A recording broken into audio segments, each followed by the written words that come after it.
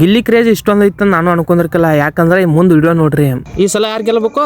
ಈ ಸಲ ಗಿಲ್ಲಿ ಗೆಲ್ಬೇಕು.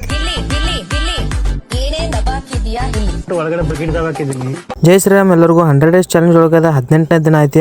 ಈಗ ಕ್ಯಾನ್ ಅದು ಏನು ತೊಗೊಂಬಂದಿಲ್ಲ ನಾ ಇವತ್ತು. ಮತ್ತು ಡೈರೆಕ್ಟ್ ಹೋಗಿ ಇವತ್ತು ಕ್ಯಾನ್ ತರಬೇಕು. ಅದಕ್ಕೆ ಈಗ ಡೈರೆಕ್ಟ್ ಹೋಗಿ ಕ್ಯಾನ್ ತೊಂಬರ್ನು ಬರೀ ಮಣಿಂದ್ರೆ ಡೈರೆಕ್ಟ್ ಬರ್ಕೊಡ್ದ ಬಶಾ ಬಂದು ಬಾಗ್ಲಾ ತೆಗೆದ. ಇವತ್ತು ದೌಡ್ ಬಾಗ್ಲಾ ತೆಗ್ದ ಅಂತಲಿಕ್ಕೆ ಇವತ್ತು ದೌಡ್ ಎತ್ತರ ಆಗೈತೆ ಅಂದ. ಆಮೇಲೆ ಕ್ಯಾನ್ ಕಟ್ಕೊಂಡ ನಾವು ಹೊಂಟಿನೀಗ ಹಾಲಿಗೆ. ಅದಾಗಿ ಇಬ್ಬರು ಅಭಿಮಾನಿಗಳು ಭೇಟಿ ಆದ್ರು. ಆದ್ರೆ ನಿಮ್ಮ ಐಡಿ ಹೆಸರು ಏನೈತೆ ಅಂತ ಕೇಳಿದ್ರು.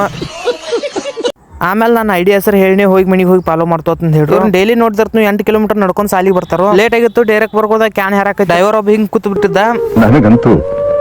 ನನಗಂತೂ ಈ ಜೀವನವೇ ಬೇಸರ ಆಗೋಗ್ಬಿಟ್ಟಿದೆ. ಆಮೇಲೆ ಫುಲ್ ಖುಷಿಯಾಗಿ ಡ್ಯಾನ್ಸ್ ಮಾಡಕ್ ಹಚ್ಬಿಟ್ಟು ನೋಡ್ರಿ.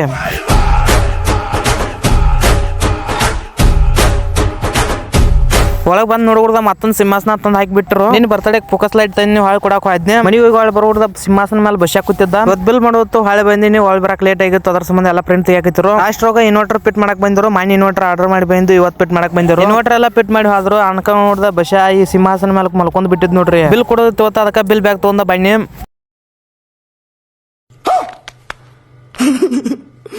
ಆಮೇಲೆ ಎಲ್ಲ ಹಾಲು ಮುಗಿಸ್ಕೊಂಬನ್ನಿ. ಈ ಒಂದು ಬ್ಲಾಗ್ ವಿಡಿಯೋ ಇಷ್ಟ ಆಗಿತ್ತಾರೆ ಲೈಕ್ ಮಾಡಿರಿ, ಶೇರ್ ಮಾಡಿರಿ, ಮತ್ತು ಯೂಟ್ಯೂಬ್ದಾಗ ನೋಡಕತ್ತಾರ ಸಬ್ಸ್ಕ್ರೈಬ್ ಮಾಡಿರಿ, ಇನ್ಸ್ಟಾಗ್ರಾಮ್ದಾಗ ನೋಡಕತ್ತಾರ ಫಾಲೋ ಮಾಡಿರಿ.